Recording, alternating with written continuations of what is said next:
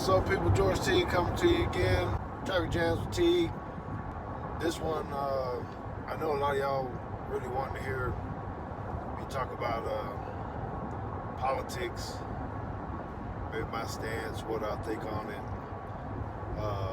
So I wanted to take a moment just to kind of give y'all a little bit about me regarding that. But I'll make a disclaimer that this is just how I am. This is not scripted. This is that's why I call it real talk. Just coming from the heart, from the mind.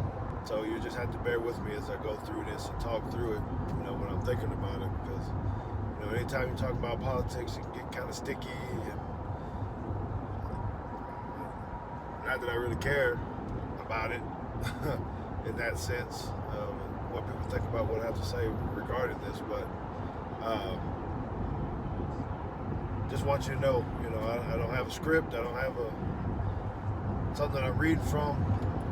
I'm just going to give it to you. So, the way I kind of got involved with the political piece, it hadn't been that long ago. I didn't really grow up, thinking a whole lot of stuff about that. We weren't really influenced by our parents and that kind of thing on who to vote for and how to vote or what issues were the most important. But with President Trump right now, things are so hot. The buttons are crazy. The people on the left are very far left. The people on the right are very far right. And we don't really have the middle ground anymore, in my opinion. So the way that I kind of look at things is, I sit and I listen. I just listen first. So I might put a TV channel on CNN, just leave it there for some hours and just kind of soak it all in, see what people have to say. Because there's going to be some biased comments on CNN as well, right? So then I might flip it to Fox, listen to what they have to say, leave it there for hours, just listen to what people are saying about the topics. So that way I've kind of listened to both sides. And I know that the truth is not necessarily way over here to the left or way over here to the right, but that it's probably somewhere here in the middle. So that's when I come in and I decide, okay, which part of these topics do I like or feel that best fit my needs as a person or my needs as a family. So I'll listen to, hey, what do they think about the military, candidates, things of that nature. Obviously, I have a military background. Maybe you didn't know that. My dad served in the military for 25 years. I've had brothers that served, 20 years, different branch. Shoot, I almost went to West Point to go play football. It's a big part of what we do. It could be about the financial situation, stock market, economy. Maybe it's about, abortion, Planned Parenthood. There's always some kind of topic going on. So I just look at every one of those individual cases and just try to hear, hey, what are these people saying about it, and how does it line up with the way that I think things should be. I can look at it objectively. Some people can't. They're just stuck in their ways. They have this. So I don't know if that calls me independent, or what that is, but hey, I can vote either way, Republican or Democrat, based upon the year, what's happening, and how do I think those are going to hit. So about Donald Trump, right, and the things that are going on with him now. There's some things that I don't like about him, but there are some things that I do like about him. And I think our country and our people are so polarized and divided about this is because most of the time we aren't very comfortable with people just giving it to you straight, right between the eyes, and being so just straightforward that people don't know how to react to that. Now, if he wasn't doing it, then we would say, hey, he's vague, they're not giving us answers, not sure where he stands, flip-flopping or whatever. But, President Trump, I think I appreciate it just because I know exactly where he stands. Pretty much on everything. Because he tells you. Now, it doesn't mean you have to like it.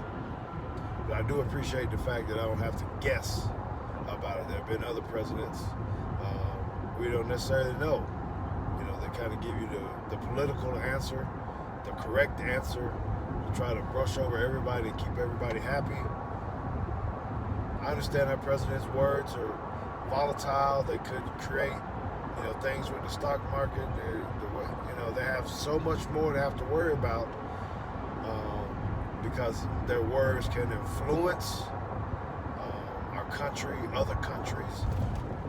I understand that, but I still kind of look at it like a business and a CEO. They still have to sell the vision. Where you're going, they got to do their best they can to do that. And we don't always agree with, maybe necessarily the way that certain CEOs want to take things with their organization. So, hey man, there's always something going on, right? I was watching the news this morning. I saw something about the people making the fake videos. These new technologies that have come out where you basically can have people say or look like they're saying things and they're really not. Given this audio as input, it's been less than a week since the deadliest mass shooting in American history. Our method produces the following output. It's been less than a week since the deadliest mass shooting in American history. And foremost in all of our minds has been the loss and the grief felt by the people of Orlando. Here's the ground truth video of Obama saying the same words. Especially our friends who are lesbian, gay, bisexual, or transgender. I visited with the families of many of the victims on Thursday, and one thing I told them is that they're not alone. I'm trying to blank on what the term is. But see, we're creating some of this stuff again, increasing our technology so great that we're about to get to the point where when you watch something or you see something on TV, you're not going to know if it's real or fake because people are manipulating this. They take their agenda, insert what they want to happen. We're watching it and we're calling it truth. Man, it puts us all in a very bad position, especially if we go to a source and we think that is the ultimate truth. So that's why I come back to, man, I gotta hear from both sides. Try to be objective as I can, and then make a decision on what's best for me and my family. So I think for the most part, when I have talked to my kids, that's James Teague and Jada Teague, and with my wife Consuela, we don't have super crazy talks about it, but I kind of let them know where I stand and how we feel, and we can have a good conversation over a meal about how we feel about things as a whole. So I think, over the course of my life, once I began to vote, I've tended to vote probably more conservative side, but not always. Because truly, every 4 years, when I'm trying to elect a president, I really do just listen to what everyone has to say. Then I make my decision on who I want to vote for at that time, based upon what's going on in our world and how it affects us. So,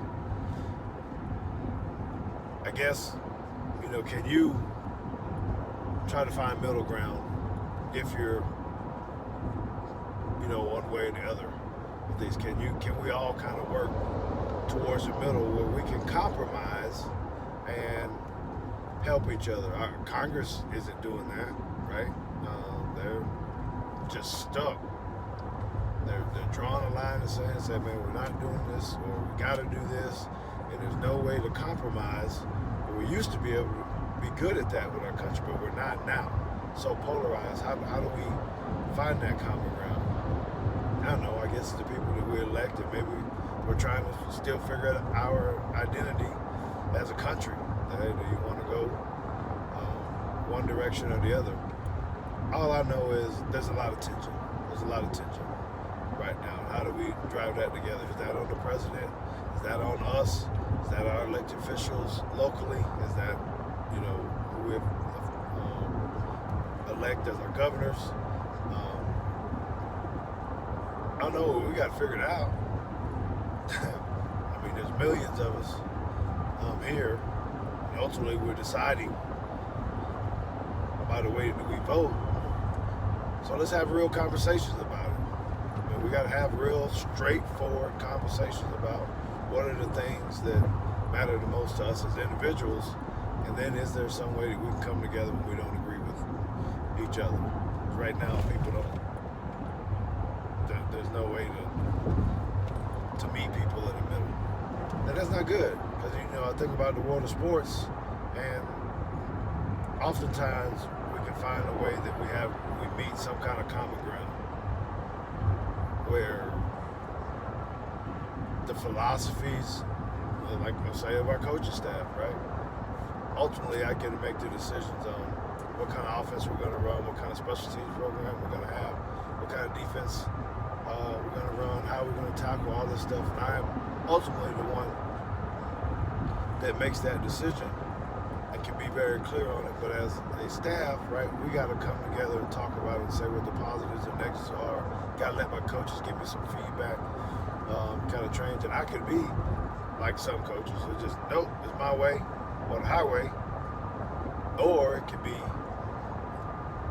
yeah, we can do that. Or let's at least give it a try. So how come we can't do this, on another scale in the political world? How come we can't try new things? Because as soon as we start talking about budgets, free health care, free school,